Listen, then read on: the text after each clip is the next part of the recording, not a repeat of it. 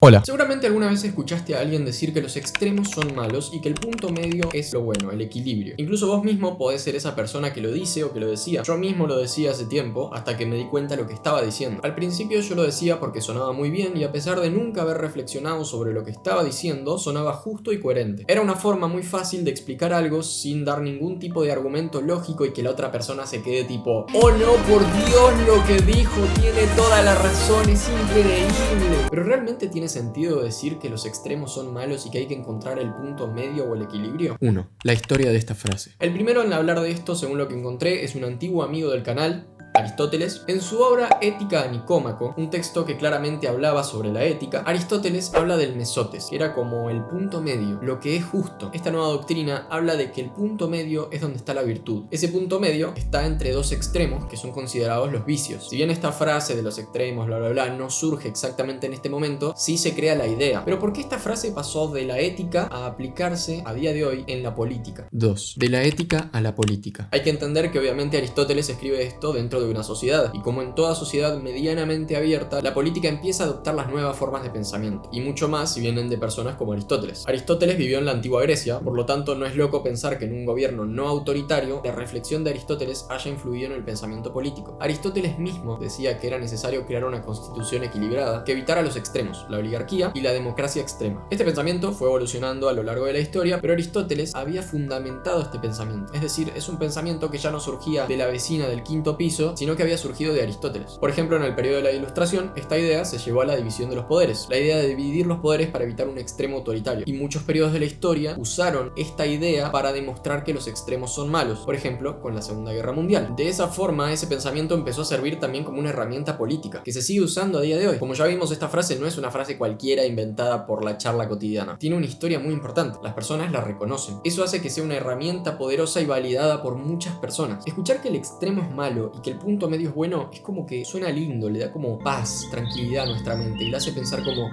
ah, es cierto, la deja cómoda. ¿Pero realmente tiene sentido hablar de un punto medio? 3. El mito del punto medio. Pensemos en una línea que tiene dos extremos. Ahora busquemos el punto medio. Ese punto medio sería el punto de equilibrio, el punto que las personas dicen que es el punto bueno. Pero ¿qué pasa si ahora cortamos ese punto medio y nos quedamos con uno de los extremos? Se vuelve a formar la misma forma. Y claramente, como es evidente, podemos volver a encontrar otro punto medio. Y si volvemos a cortar ese punto medio y nos quedamos con otro extremo, podemos volver y bla bla bla bla bla bla. Y así podemos seguir infinitamente. Siempre van a haber nuevos puntos medios, con lo cual hablar de un punto medio no tiene sentido. Pero aún así, hay algunas personas que pueden pensar: ah, no, pero ahí estás cortando la línea donde vos querés y estás eligiendo los extremos que vos querés, entonces claramente siempre vas a tener nuevos puntos medios porque vos la estás cortando donde vos querés. En este caso la estamos cortando en el punto medio. Pero la pregunta es, ¿eso no es lo que hacen las personas que dicen esta frase? 4. El mito de los extremos. Ahora partamos al revés. Tenemos dos extremos, pero sabemos que uno de los extremos es un punto medio. Entonces la ecuación es sencilla. Hay que duplicar esa línea y ponerla al costado, y ahí tenemos dos extremos. Pero la pregunta es, ¿cómo sabemos que ese nuevo extremo es un extremo y no es el punto medio de otro extremo? Deberíamos volver a duplicar esa línea y volverla a agregar al costado. Pero de nuevo, ¿cómo sabemos que no estamos frente a otro punto medio? Tendríamos que volver a duplicar la línea y agregarla al costado y así infinitamente. Por lo tanto, un punto medio puede ser infinito, pero un extremo también puede ser infinito. Por eso decir que los extremos son malos y que el punto medio es lo bueno no tiene sentido, porque ambos puntos pueden ser infinitos, tanto los extremos como el punto medio. Podríamos decir que esa frase equivale a decir que todos los extremos y los puntos medios son malos y buenos, porque donde haya un punto medio quizás un extremo, y donde haya un extremo quizás un punto medio, entonces es todo lo mismo al final. 5. Conclusión. Pero ¿cómo puede ser que Aristóteles no haya pensado en algo tan simple? La respuesta es que no creo que Aristóteles no haya pensado en eso, para nada, incluso creo que sí lo pensó. O quizá no, la verdad es que no lo sé y nunca lo vamos a saber, pero eso no importa, porque Aristóteles escribió una teoría, y una teoría puede plantear elementos que no son tangibles en el mundo real. Por lo tanto, Aristóteles sí puede hablar de dos extremos, aunque los humanos nunca los vayan a ver, pero teóricamente sí existen. Por lo tanto, en ese caso, en esa teoría, sí existiría un punto medio, porque sí existen dos extremos. Los extremos dejan de ser infinitos y pasan a ser finitos, con lo cual hay solo un punto medio. Después, si alguien quiere pensar si esos extremos realmente existen teóricamente o no, eso ya es otro debate. Pero esta teoría que planteé yo no contradice para nada la mirada de Aristóteles en este aspecto, pero sí contradice a esas personas que dicen que los extremos son malos y que los buenos son medios.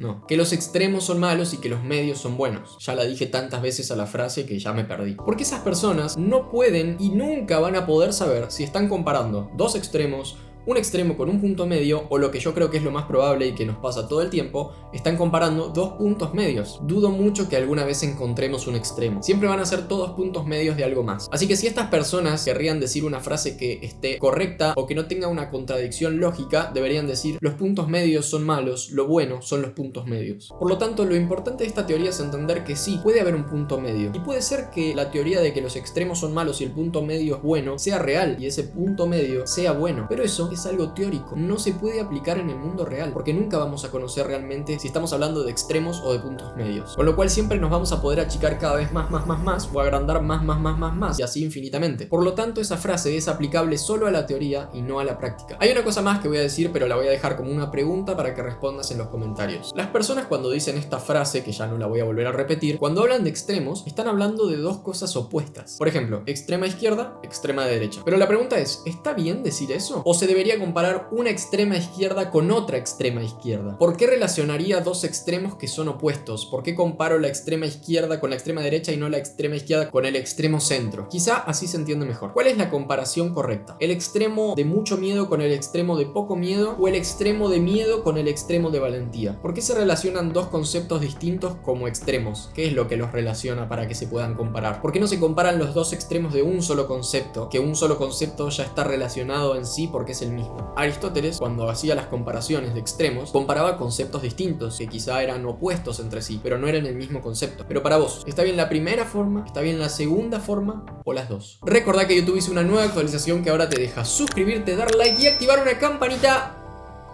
mítica. Eso es todo por este video, nos vemos en el próximo video. Chau.